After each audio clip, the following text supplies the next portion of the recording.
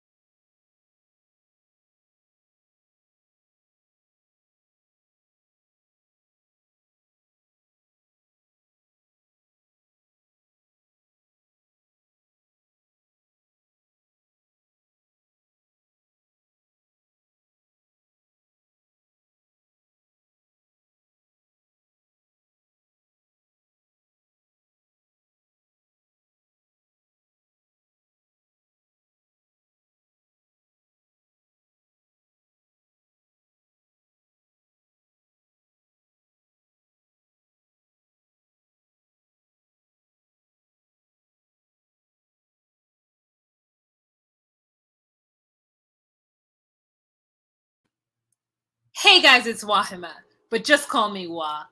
Melanated! Welcome to my recap of 90 Day Fiancé, The Other Way, Season 3, Episode 2. You guys, don't forget to give this video a thumbs up. Don't forget to share this video on any social media platform that you deem fit. And I want to thank you guys for coming back, for joining me on this Tuesday at 6:30, almost 6:30 p.m. Pacific Standard Time. And there's only 26 people in this room, so be active, join the chat.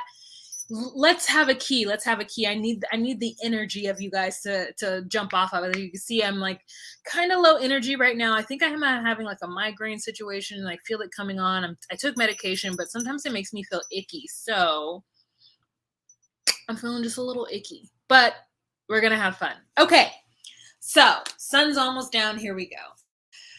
Whew. Notes. Let's start off with, I have them first. Hi, Kelsey. Welcome. I'm glad you've made it. I started off with, in my notes, with these people. So let's just continue with them. Elena and Steven.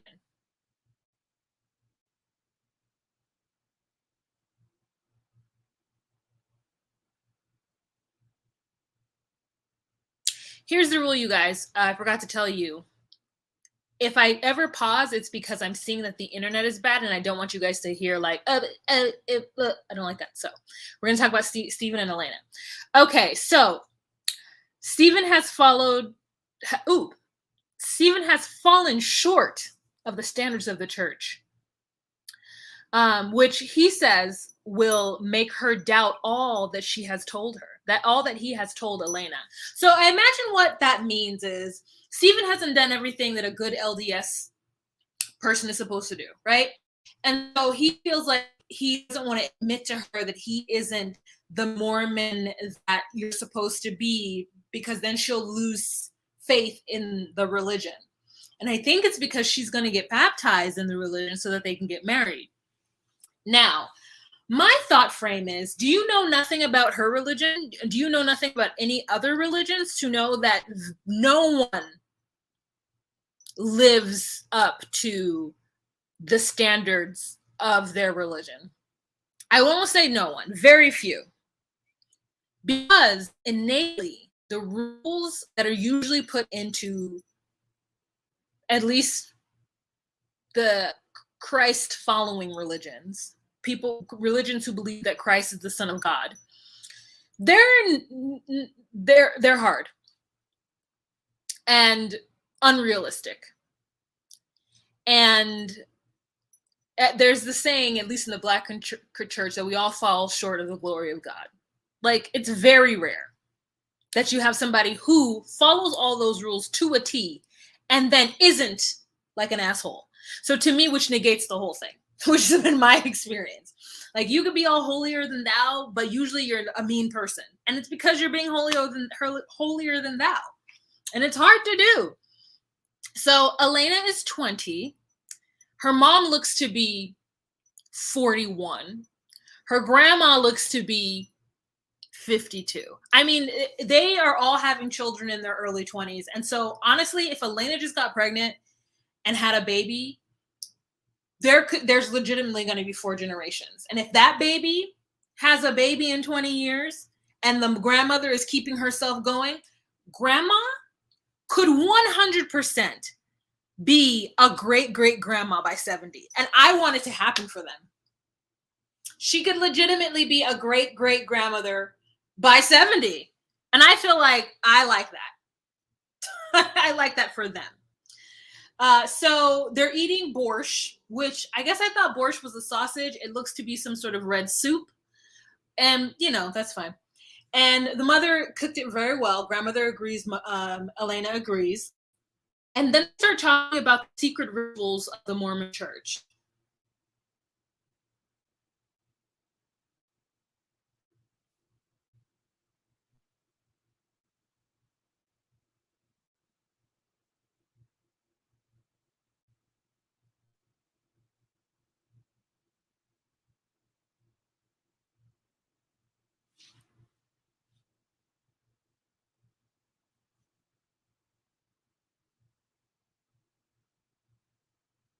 Okay, internet's back.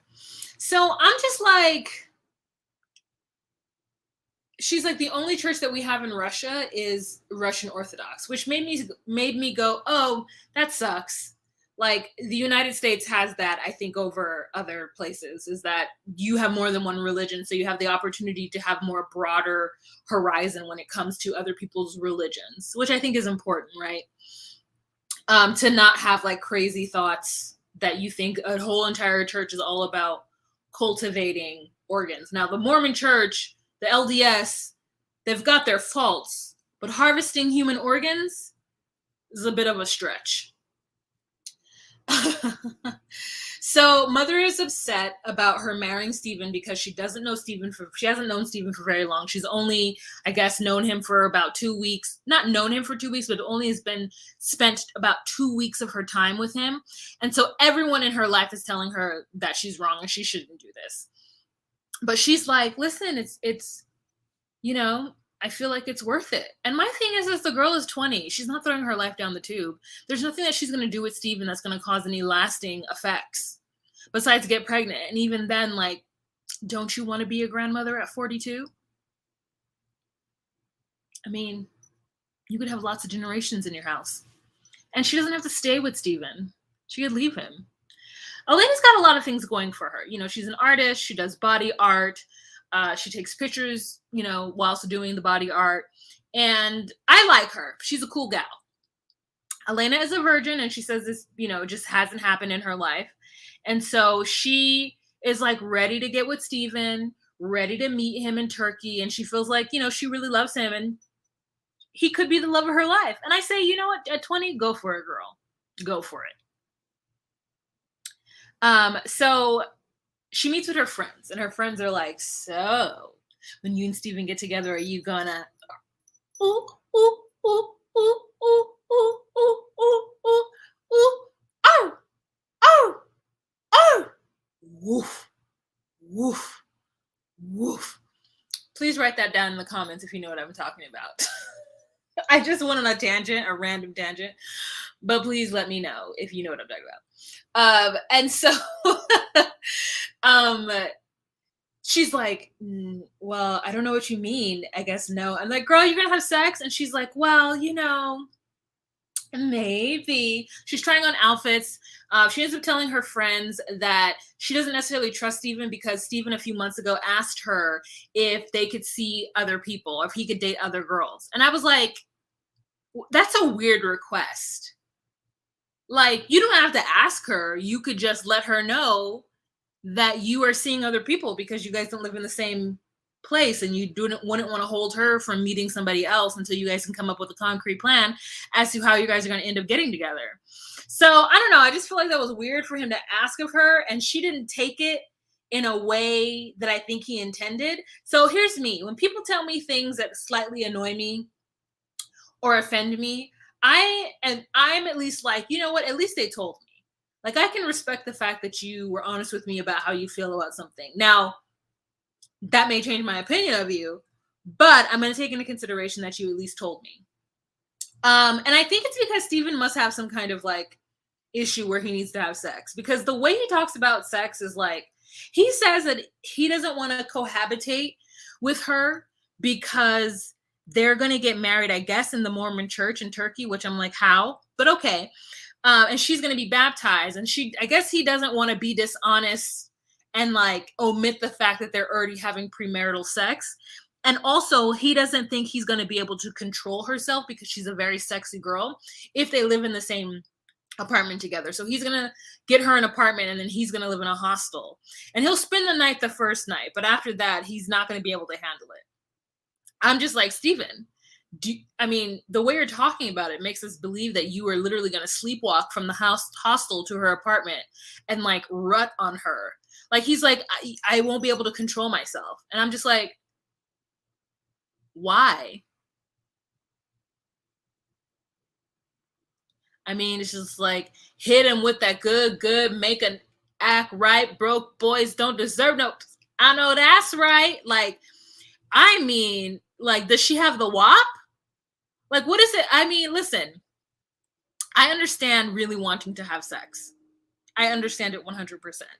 but to the point where you are like, I cannot sleep in the same bed with you, or else I might roll over and slide inside. You don't think you could stop yourself? Is that bad? Maybe that's why they want to get married so early. Girl, it was a lot. Her friends think that she should set Stephen up to see if he is faithful to her. And I was like, that is a young ass woman thing to say. Don't waste your time playing games with him, trying to set him up to see if he'll cheat. You know the boy want to have sex. So, like, you better just get into your sex doll mode, because if he can't handle himself to where he's getting you guys 2 separate abodes before you get married, his urges are real strong. I think urges are real strong. He gets on the phone to have a call with her, and I don't know why this struck me as odd, but he is like drinking that orange juice, girl. Okay, I wrote down orange juice. No cohabitation and orange juice. Baba Baby Binky, thank you so much for the super chat. Have they slept together yet? No, they haven't slept together. But he's been sleeping with other people. That's what I'm getting out of it. JW, I agree. He won't. He cannot do it.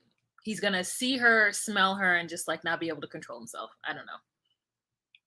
So the boy is weak. He's weak for that flesh. So he's like, in order not to tempt fate, hi Lily, I'm going to just stay in a hostel. That's what I'm going to do. And I was like, you weird. But also the orange juice is weird too. That's a lot. Like, he had the whole bottle of orange juice out. He didn't just get himself a glass. Also, not only are you filming, but you're also about to get on FaceTime with somebody, and you pour yourself a glass of orange juice. Does he have low blood sugar? Is he like a diabetic where he's just like, I feel my blood sugar getting low? I feel my blood sugar getting low. So I need me some orange juice at the ready. It was just bizarre to me. All right. So moving on, let's go to my favorite couple is Ginny and Sumit. Okay. My first comment is open the door at once. I want to force you to calm down. Oh, I understand. I remember what happened. So this is hot off the heels of Jenny being upset, right? You're not going to make me wait. You're not going to make me wait. And she goes and she slams the door. And he's like, Jenny, open the door at once. I want to force you to calm down. Open the door at once, Jenny. I love the way, like, Indians speak English. I love the way that, like, West Indians, like Caribbean people speak English. Like, some of the language that they use is so heightened compared to American English that I'm just like, it's so funny. Like, you're arguing with somebody in the West Indies, and they may not be like, look, me not gonna quarrel with you. And you're just like, did she use the word quarrel? Like, Americans don't use the word quarrel. So I just love the fact, me not gonna quarrel with you. Okay. I love it. Anyways, that's what that reminded me. Open the door at once. And then she's like, what? What do you want? He's like, I want to force you to calm down, okay? And she's like, I'm calm. She's like, not calm. And she's like, well, I don't have to be calm. And then it's just like this like banter between two people who are used to fighting, and he's just like, oh, Jenny. Because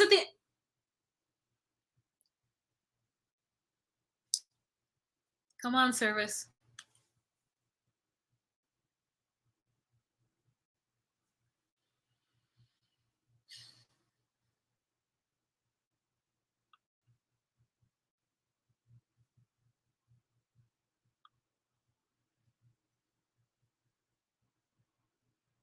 At the end of the day, he really does love Jenny, and she knows that.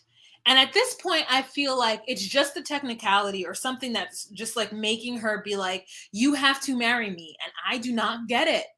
There is besides the fact that they're going to have to spend money for her to fly to the US for a little bit and then to come back, because they have that 10-year tourist visa, but she can't stay longer than 6 months.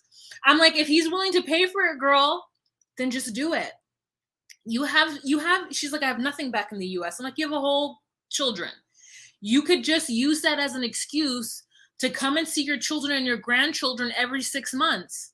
And if he's going to work and pay for it, Win-win. Now, that flight is a lot. I can see that. I can see you not wanting to do that for the next 10 years, 100%. But at some point, he's going to marry her when the parents get used to her being around. Right now, that's not the time. So he says that one of the reasons why they're unable to go to Nepal is that his father-in-law has his passport. He took it. And I was just like, then go get it. Go get that passport. Squat up, get your boys, get your brother. Hell, bring your mom and dad. Go get your passport if they haven't already burned it. And if not, apply for another one. Why can't you just say it was lost or stolen? I mean, it technically was stolen. So just go get a new one. So he can't go to Nepal. And their plan A was relying on Nepal. Go to Nepal so that they didn't have to travel she didn't have to come back to the US. Now that that's out, he's like, Jenny, I don't understand what you want me to do, Jenny. Nepal is out and it's not my fault. I didn't do this. And she's like, no, there is another option. You could marry me. He's like, you don't know, Jenny, that is not an option. That is not an option. I'm not upsetting my parents further. That is not an option. So stop saying that it is, because it's not. And he's like, well, I will pay for your flights. And she was just like, I will never be his wife. And then they go meet an attorney to see what some of their options are. The attorney basically says that there's a loophole that Jenny needs to start studying Hare Krishna, and then she can get a visa to stay here more permanently if she is like doing missionary work for the Hare Krishnas. And she's like, I'm not even a religious person. And I said, perfect. Hinduism seems like a really peaceful, nice religion. There isn't a lot of rules. I don't know. I'm just making this up. There might not be a lot of rules that is like on your person telling you need to control your natural human urges. You know, there isn't a lot of like, maybe there is, I don't know. But that's an option. If someone told me that I had to just do something like that and I wasn't religious, I'm not religious. So like at any point I could try on any religious hat as long as it isn't too oppressive. I could try on any religious hat. If I married somebody today who was like, I need you to go to church, I'm like, okay, I'll go to church with you. Now I'm not going to choir rehearsal and Ursher board practice, and I'm not going to be whatever over the bake sale or whatever. I'm not doing that. But if you just need me to go to church so you can save face for your family, I'll go to church with you. I love you. I would do that for love. So anyway, so that's the options that they have. Everyone's like, you know what? He's not going to marry her. He's not going to marry her. I guess I just don't see the value in marriage besides tax breaks and possibly her staying in the US. But otherwise, like, why does she need to get married at 63? And then there was also the idea of her giving up her US citizenship. And she was like, oh, no, I'm not going to do that. And I thought to myself, why not? And then she's like, oh, my benefits. And I said, great point. I'm like, you're going to have to go back to the US anyway, Jenny. Like, to me, it seems like Jenny would go back to the US twice a year anyway. So I think it's really that she just wants to be married. And I'm just like, what does that mean? What does a wedding mean to her? I need to know that. Because otherwise, then I'm like, you're just beating a dead horse with a stick, which is a weird saying in general. Like a dead horse. Oh my God. One time I was in Dangriga, was in Belize, and I thought this horse was dead. And I told my cousin, I said, is that horse dead? And she's like, I don't know. And I was like, girl, I mean, listen, we should find out, because it's weird that there's a horse in the corner that's dead. And my cousin, who's born there, but like very American, came here when he was 1 year old, was like, no, the horse is not dead. He's just tired. And I said, horses just lay on their side when they're tired? And he's like, yeah. And then we went to Hopkins, which is like the town like 30 minutes away. And then when we came back, the horse was gone. And I was like, oh, you were right. He's like, I told you the horse was just tired. And I said, damn, a whole horse just lays on the corner. Like, doesn't even like not like even like a fowl where like the legs are just down. It was just like on the side, 2 legs out. And I was just like, wow, this is really weird. Anyways, that's my side story about seeing a dead horse, or a horse that I thought was dead. The next couple that we're going to talk about is Evelyn and Corey. Scene opens up where Corey's washing his dog. And Evelyn's like, look, if we have to have this wedding, then we're going to go all out. So let's go meet with the person that we need to meet with. And Corey's thinking like, oh, I'm going to have to pay for this wedding. And she's like, listen, I don't want to get married. I don't want to get married. You want to get married. it's your religion. And oh, guys, Corey is Mormon too. You guys told me that. So it's your religion that's stating that we need to get married. So if we're going to get married, we're going to do it the Ingabao way. And in Ingabao, the man pays for the wedding. And I was like, wow. That is so interesting. In most places that I know, Western places, the woman pays for the wedding. Her family pays for the wedding because they're like, here's a party for my daughter, take her off my hands. I no longer have to pay for her. So that's usually what happens. Maybe I need to turn. God, didn't the sun go down quick? That was a very fast.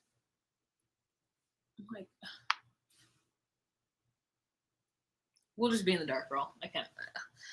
I'm like, how do I manage this? Okay. All right. Is it a little better? Not much. Anyways, let me get through this, guys. Sorry, it's gonna get dark in here. I have really good lighting against that, but it's like I have to lay down, and it looks like a really lazy live, and I can't be laying down while talking about these people. Okay. So they meet with the wedding planner on this beachfront that they purchased, which is all rocks. And they're thinking that they're going to get some kind of deal, or it's going to be cheaper if they do it at this rocks. And she's like, listen, we got to bring lights out here. We got to bring sewage out here. And I said, not to mention, who's going to carry all these rocks off the beach? Corey says that he didn't expect to spend between 26 and 50K US, because that's what the lady quotes them, because his brother had a $5,000 wedding in the States. And I was like, amongst the trees, who cooked the food? I was like, 5,000? Wow. Well, wow. Yazel says things are changing, but in Kenya, the man paid for the wedding and also paid dowry. Oh, interesting. Didn't know that. Interesting. So Corey just wants to save his money so that he can go surfing. Like, that's really what he wants to do. He doesn't want to pay a crazy amount for a wedding. And I was like, then you don't want to get married. Then don't marry this woman. Just continue living in sin and being happy as you're doing right now. So he's a little taken aback by that. And I'm just like not caring about their storyline at all. Now, there was some drama with them on the Instagram where Corey's asking people not to be mean to Evelyn. And then Evelyn's response is, you guys, he's being mean enough for everyone. So this fake don't be mean to Evelyn post that he's posting right now is so dumb. He knows I'm in pieces. And I'm like, it's interesting because I want to know more of her side of things. Because right now, Corey is kind of seen as this like angel who just wants to love her and she doesn't want to love him. And now she's like, I'm in pieces. And I'm like, why? Like, what happened? Why are you upset? I don't know. Okay, next couple that we are going to talk about is Kenny and Armando. I love them. So Armando was planning the wedding, him and Hannah, who is fabulous, guys. If you don't follow Hannah's Instagram, I don't know what you're doing with your life. Like, if you want to see a fabulous little Latina girl who is dressed in all the fits, like, you need to follow Hannah, okay, on Instagram. So he has fully got Hannah involved in the wedding planning. I mean, they are printing things off the internet. They have a whole wedding vision board. Hannah's in. They're cutting things out. They're gluing things on this vision board. And Kenny walks in and is like, what you doing? And they're like, planning the wedding. And Kenny's like, well, I hope we're not doing too much. And Armando's like, listen, I never thought that I would get married to someone that I'm actually sexually attracted to. So I would like to have a big wedding. And I don't think Kenny's paying for all of it because I think Armando had his own business too. So Armando's probably putting money towards that too. But he's like, listen, we're going all out. And my thought is it legal to be married in Mexico? How are you guys going to get married? And why would you like it just I don't know. Man wants fireworks and like dancers and a mariachi band, which I'm listen, he can have the mariachi band. I support that. But like fireworks, part of me is like we're just worried for them. I just worry when you live in a place where people are as intolerant, and they're intolerant in the States too. Don't get me wrong. But like I would be worried for anybody in a place that's super intolerant and what's going to happen if they're celebrating their love. That's just my natural worry. So they meet with the wedding planner, and the wedding planners are two gay men, and it's like really great that they're with some people who understand them and who will support them and who will be able to go with certain vendors that won't discriminate against them. So they kind of wanted to dig into that a little bit, and I'm just like, it's hard for Kenny because Kenny has been out for so long and he's been living in, I guess, relatively tolerant situations. And so he just doesn't quite like this is new for him. And I would be terrified as well if I were him, just worried that you never know what's going to go on. Your neighbors could decide that you're a menace or there's a problem, and then you have to deal with that. So the wedding planners are like, we'll do our best to help you, we'll maneuver this with you. And I feel grateful that they are able to have this kind of situation. We do find out, however, that Armando's dad doesn't even know that they're getting married. Like the scene we saw where he tells his dad that he's gay and that he's going to be living with a man was already a hard scene. And I thought it was very, very brave of him to put his dad on camera to do that, because I feel like not everybody's father would be willing to be on camera. But I mean, it is in the US, right? So maybe he has no real reference. Like he sees the cameras, but like that's not something that he would ever see in Mexico. So it's not real for him. But I mean, like the fact that mother ended up telling the dad that they're getting married.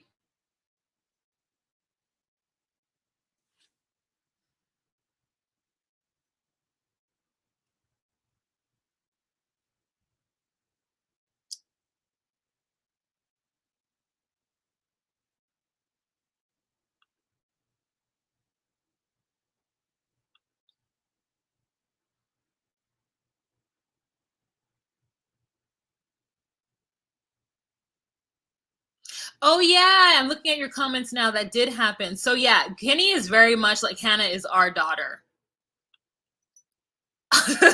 Hannah is our daughter, and Kenny is trying to learn Spanish. They're doing this whole thing. They're doing this whole thing where he is like learning Spanish from cards, and Hannah's learning English. So I think it's really great. Again, you guys, I'm just going to say this: if you ever see me go silent or I'm not speaking, it's because my internet is telling me that it's not good, and I don't want to be pixelated or weird with the sound if that ever happens. Okay. So that's why I'm quiet, because I'm waiting for it to catch up. Okay, Kenny is homesick, you guys. He's homesick, and he hasn't really told Armando about that, but I think that's going to be part of their storyline going forward. All right, next couple that we're going to talk about are these two. So we get a timeline now. It turns out that this relationship, or at least the filming for Ellie and Vic, happened around Thanksgiving, because Ellie is with her friends and they're having a Friendsgiving, and they're worried that Ellie is in a vulnerable place right now with Vic, and that this is like prime opportunity for him to take advantage of her. And I get that.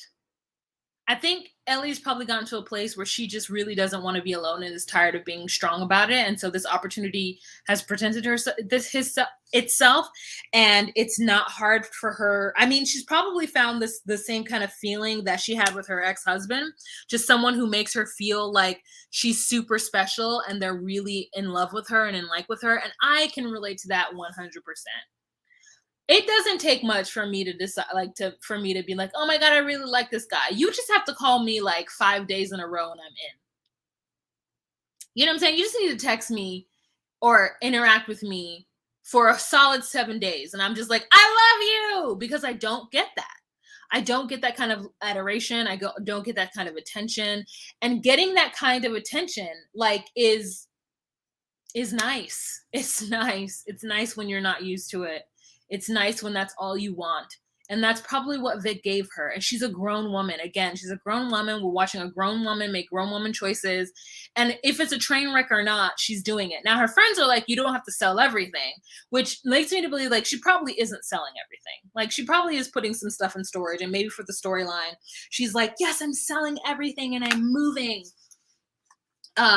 Which doesn't seem like the smart thing to do. And also, if it wasn't so like dire stakes, then I'm just gonna do this, guys. I have to lay. I can't have that lighting be like that. If it wasn't such dire stakes, then we wouldn't watch it, right? It wouldn't be an interesting TV program if there weren't like crazy stakes at hand. And so she has to then tell us that she's freaking just gonna give up everything in order to be with this guy. So I get that, but I don't.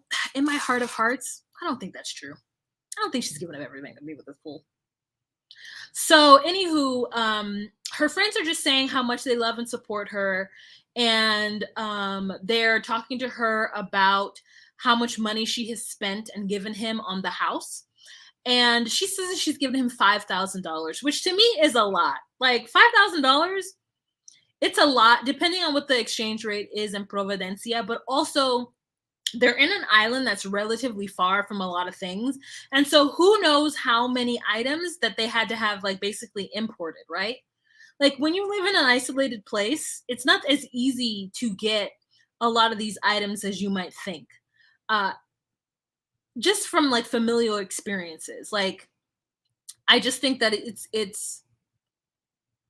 it might cost money to do stuff. Now, she's saying she's given him things on the house in order to make it comfortable for her. And I am 100% in line with that behavior. I will pay for comfort. Like, she's like, listen, I'm going to need an air conditioning. So here's X amount of dollars for you to get an air conditioning to that house. Listen, I'm going to need a toilet that works. So here's X amount of dollars to get a toilet that's good. Now, my only problem is that it doesn't seem like Vic is actually doing these repairs himself or fast enough. Because if I gave you money to get some shit done, and I bought a plane ticket and told you when I'd be there, and then the shit's not done, if you don't tell me, hey, here's the update, this isn't done because of this, like I need a whole project manager involved in this, and it needs to be done. I'm not gonna get there and wait for you to be finished with shit. I need things. And I need them when I need them. Not on your time, on my time. So that's my only trepidation. Now, he does tell her that they need to bunker down, that he's going to finish the bathroom and the kitchen, and then he's going to have to bunker down somewhere because of the hurricane. And she is like, worried about that, but she also doesn't neglect to take the moment to remind him that he has lied and cheated on her. And I think to myself, if you're going to go there throwing that in his face, why go there at all? You've already accepted him. You've already decided to move over there. So just like, deal with it. We don't have to keep talking about it. How many times does he have to apologize to you? Now, I'm not saying that he shouldn't apologize. I wouldn't be with his lying ass. But I think if you're going to be with somebody who's a lying ass, then you just need to accept their lies and move with it. Not continuously like make them feel some kind of way about it. Because it's just like being a nag when you know the person is a jerk. Just get out of the situation then. Let me look at my notes. What else do I have to say about them? I don't know. I just really feel Ellie, and I feel like that's something that I can be. I feel like I could easily be in that situation where I'm just like, fuck it. I have nothing to lose. I want someone to love me. I want a family. Like, those are the things I want. And this person is giving me the attention, making me feel loved and supported, sure, there's some drawbacks for sure. But who else is doing this? And at some point, being alone is not better than dealing with someone who has issues. Now, if cheating is not your deal breaker, then it's just not. To me, I'm just like, well, maybe he doesn't have to cheat. Maybe they could just be in a polyamorous relationship. Maybe she's in there understanding that he will be with other women, that she's not going to have him exclusively, but she's going to have him. And I respect that. Also, she's making a little money off the show, so. Okay. Next scene looks like she's just like can't get in contact with him, but she's bought these plane tickets, and so she's hopping on the plane and she's going to get there and hope for the best. All right, next couple that we are going to talk about, and this is where I'm just like, listen, I don't trust either of these two. And it's like, who do you hold more accountable for their behavior? Do you hold him accountable for making her feel poorly, making her feel unloved, making her doubt, making her not trust him? But also, at the end of the day, she's a grown-ass woman who went to Ethiopia, let a dude bust in her, and then got pregnant, chose to keep the pregnancy, chose to live in Ethiopia with him. And now she's restless. I don't believe for 1 second Ari thought that she was going to be able to live in Ethiopia. Internet's bad. Hold on.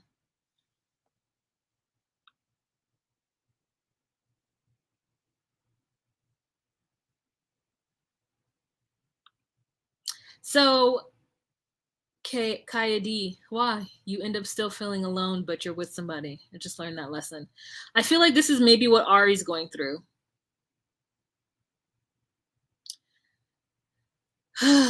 So, in their segment, Ari's excited because her ex-husband of 10 years, Leandro, is coming to Ethiopia to visit her.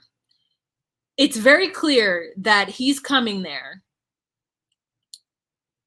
for her to make Binyam feel bad. She's like, oh, he's coming here because I'm alone and I'm lonely and I need my best friend. Because subtext, or what's not being said, is because you are not fulfilling that void. Let me show you what I look like when I'm with somebody who is my best friend and this is my spouse. And I don't know if it's a cultural difference. I don't know if Leandro was just like a book nerd and so he was always at home. And if he wasn't at home, he definitely wasn't in a club or a studio or a mixed martial art gym. You know what I'm saying? Like, I really do feel like Biniam's extracurricular activities and or like career choices are not in line with, I think, Ari and what she would want to do. He works out all the time. He dances. He dances with his ex. He like does a bunch of stuff that, you know, she's not that girl. She's not Martine. She's not going to be in the club with him, partying with him. And she had a baby. But she let a stranger bust in her. And now this is where they are. And she is now, what it feels like to me, trying to make him jealous or trying to tell him that the reason why she's having Leandro come there is because he's not fulfilling a void that she requires. And it makes her look bad. And it makes us feel sorry for him. Now, at the same time, I don't really feel sorry for him because I feel like he should be listening to his wife. But I don't know that her reaction to that is correct. So he feels some kind of way that she's dressing in a short dress, that she's not buttoned up to the neck. He's already feeling like Leandro is going to come and steal his wife because that's what happened with his ex. And so he's insecure about it. But he wants to keep her happy. So he agrees to this. But he feels like it's wrong. And so then she's like, oh, I want to go get my nails done. I want to go get my nails done because Leandro's coming and I want my nails to look nice. And I always wear makeup like this. I always dress like this. And so far we've seen her and she is always put together. I've seen her this episode. I always do this. I always want to like do this. Like, I don't understand. I just want to be my best friend. Like, I need somebody to talk to because you're not talking to me. So like, this is why he's here. And he wouldn't have to be here if you just stay home and help me with Avi all the time. I wouldn't have to have the nanny be my best friend either. So these are all the consequences of your behavior. And I'm like, okay. So they go to pick him up and she immediately runs and jumps on him. too much. It's too much. Then they get into the car and, there's a lot of like weird tension they're all feeling. Benjamin is trying to, speak English and like ask questions and do whatever. And he's doing his best. And they get back to the house. And she immediately is like, here's my baby. Hold my baby. And I'm like, can you at least let Leandro ask Benyam, oh, can I hold Avi? Like, she's like, here's the baby we didn't have together. Look, I'm a mom now. You're my best friend. I'm a mom. Remember when we used to have sex all the time? We didn't do this. We didn't have this baby.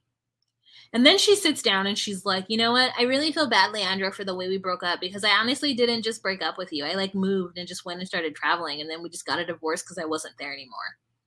I didn't explain to you like what I was feeling. And I just feel really bad. I feel like I'm such a bad person. And I'm like, you're in the midst of being a bad person right now, Ari. You're in the midst right now of doing something shitty to someone that you're supposedly in love with. Also, she forgets her ring. And Benyam has to go back to the house to get the ring while she's getting her nails done. He's like, why are you not wearing ring? It makes me feel like, maybe because ring is not expensive and maybe Ari does not think my love is real. And I'm like, I don't think Benyam's love is real.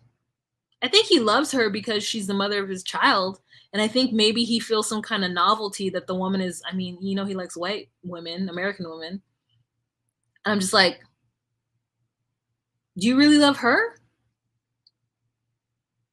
Because this is now the second woman from America that you're pissing off. like it's just all very weird. It's all very weird. Now, here's the thing, cherry on top, which I'm sure everybody was talking about on the interwebs. So Leandro has some gifts for them. One of the gifts, or one of the things that he purchases or brings, is a bra or bras for her. And she's like, I know it seems weird that he would bring me bras, but there's no bras here. And I'm just like, she's like, they don't fit me. And and she just finished telling us that she doesn't have any tetas anyway, right? So I'm like, what do you need bras for? Is this a producer setup thing? What did they bring you? A-cups? What'd they bring you? Like, what is it so special about the American bras that your mother can't send them to you? What is it that you can't get somewhere in Ethiopia? I don't understand.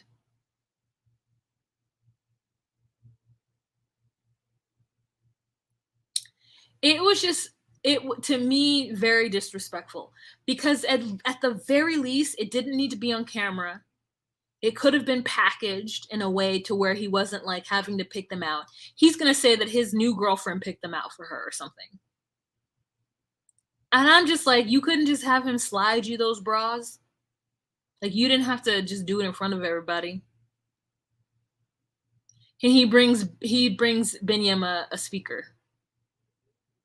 I say you should have brought Benyam some underwear too. Some boxer briefs. It's crazy. It's crazy. This is a crazy ass disrespectful episode. This crazy ass disrespectful ass episode. I mean, girl, the bra was too much. I was willing to be like, you know what, Benyam is getting exactly what he deserves. Like, I don't care about him. But that was rude. It was rude. She was rude that whole day, but then that was the cherry on top. Baby, I needed a bras. And I'm not dressing up. He's my best friend. He's my best friend. You're not. You don't do what you're supposed to do. So here's what it looks like for me. Here's what I want or wanted or had. And, Benyam's like, he looks like a nerd. He looks American nerd. I didn't expect that. And I'm just like, it's crazy that you don't know what this man looks like. This woman, your wife, has been talking to this man daily. and you don't know what he looks like? If my man were talking to his best friend daily, you best believe I would know what that bitch looks like. Okay? I'd follow her on Instagram, Facebook, MySpace, Friendster, TikTok, Reddit. I'd follow them on every single medium.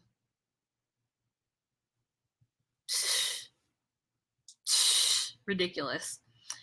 Jay Thomas says, if another man buys me underwear, my fiance may flip the table before he leaves me. The disrespect. Danielle says, yes, it was. I hated when she told Leandro that he could have had one of those talking about the baby. Oof. He can be Oprah. You get underwear. Absolutely. The ex-husband was like, next time I come back, I can bring you whatever you want. I was like, there's no next time. Exactly. He should have brought bras for all of Binya's relatives. Oh my God. Just so crazy. Yes. Lily, when she told him, you could have had one of these, like, it was a lot of disrespect. It was just so many things. It seems like he's more concerned with what she represents. Like, the man literally made the same questionable decision twice. Yeah, like I said, I think he's like, I have American white woman. And I'm just that, and then when that happens, when I feel like somebody's like, oh, I just look like American white women, I'm like, now you deserve whatever happens from that. Like, when it's like, here's my specific choice in this type of person. If you're just like, oh, I only want, Chinese women from China, then I'm like, and if you can continue to get the same outcome from Chinese women, I'm like, well, this is what it is then. Like, this is what it is. I'm like, I can't, when you fetishize like that or feel some sort of higher value with being with somebody, I don't know. I'm like, well, this is what you get. Wow. I didn't say that. This person did. So, as much as I don't necessarily love their storyline, it's more interesting than Evelyn and what's the name? Eric? What's the name? Corey. And can someone tell me why the Indian guy can't replace his passport? This is a question we're all asking. We don't know. We don't know why he's unable to tell him that he lost the passport. We have no idea. We were talking about it earlier. It's giving insanity, doing the same thing and expecting a different result. Yep. I feel the same way about dude on Love After Lockup who is obsessed with white women. Like, you get what you get, baby. Yeah. Dante. He likes a very specific type of woman, and that very specific type of woman keeps on doing shit to him. So, like, listen. This is your life then. Lupe says, hey, y'all, hey, Wah. Oh, this live has been going on for 53 minutes. I like your picture, Lupe. That's interesting. Evelyn and Corey is the equivalent of Natalie and Mike. Oh, really? Except for they can say they love each other. Whew.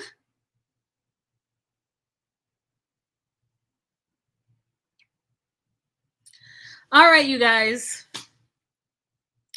That is the end of this live. We are approaching a full hour, and I want to thank you guys for going on this journey with me.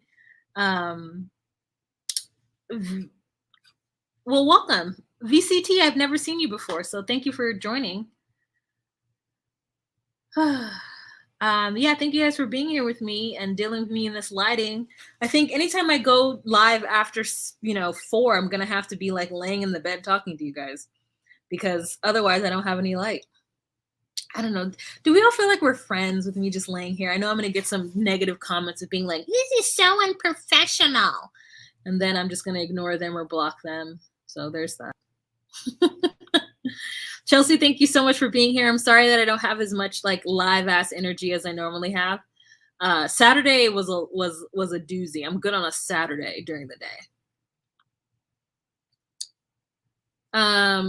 Yeah, I have been gone forever. It's 3 weeks. I go home on Thursday. So I have Say What tomorrow with Chris. I guess it's at 6. Maybe I could try to make it earlier. I'll ask her if we can go earlier. I have Say What tomorrow, and then I have to talk about Love in Paradise because a new episode came out, but I didn't watch it. And then, yeah, Brenda, I'm still in AZ. And then I have Love After Lockup. So everything, I'll be home on Thursday. I'm so excited to lay in my bed and say hi to Charlie, my dog. I miss my dad, too. Sean, Christina, are you in Arizona? Can we tell you where I got it done?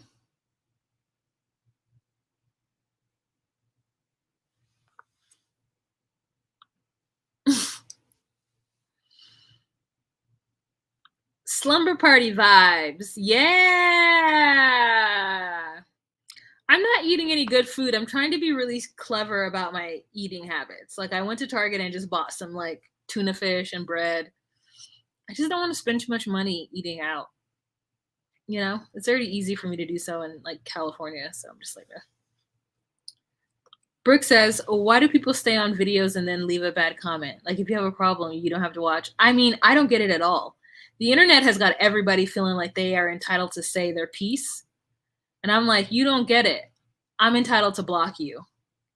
I feel like there are people who are probably like, dang, Waz blocked me. I will block you. I don't care. I do not care. I will block everybody. I've been meaning to tell you, I'm from the South and now I live in the Bay. And whenever you calculate money, I die because California money is so different. So I got it done at a Senegalese spot in Phoenix. It's called Sister Braiding. So where you go in and like two ladies just like braid your hair. So this was 5 hours. I got the wrong kind of hair though. Like I got Marley hair, and so it's like very kinky, and so it doesn't have a lot of body in it. And it sheds like it's shedding like crazy, which is weird. But you know, it suits me for right now. I made her not like grab this. I was like, no, ma'am, put that right back. She tried to grab it, and I said, no. But then she got me on this side, and I'm like, oh no, but it's not too bad. I don't hurt. I got it done on Sunday, and today is Tuesday, and I'm already able to put it up, so I feel good about it. No, girl, I did not watch HEA. I couldn't do it. I couldn't do it, sis. I couldn't. I didn't care not one F about any of those people. Except for maybe Kalani. I like Kalani. Oh my gosh, I was watching your pool Insta reel and was wondering where you got your hair done. Yeah. Just like was like, yep, getting my hair done. It's my hair's only like this long, but I was like, these ladies will be able to snatch it up. These ladies will be able to snatch it up. And they did. But I did, like I tell you, I had to stop them. I was like, ma'am, leave that out in the back. The back is out. Some of it's back. And I know they wanted to snatch that. And I was like, touch. Nope. Leave it at. Oh, they did. It is in hot water. They steamed it when I did it. I guess I have to do it again. But that's how they sealed it. So they had that. All right, you guys, that is it. Thank you guys so much for joining. 120 people in this room, so I hope there's 120 likes or at least 60 likes. That would be really great. Thank you guys. I don't think I had any moderators in the room, but I mean, we had a kiki and we had a good time. I will see you guys tomorrow for Say What. I might go live in the morning when I have that good light before work, and then I'm going to go to work and then come back and then go live again. These are the things that I do for you guys. These are the things that I do for you. Okay, you guys, have a fantastic week. Remember to be you, be true, and find your place. Bye.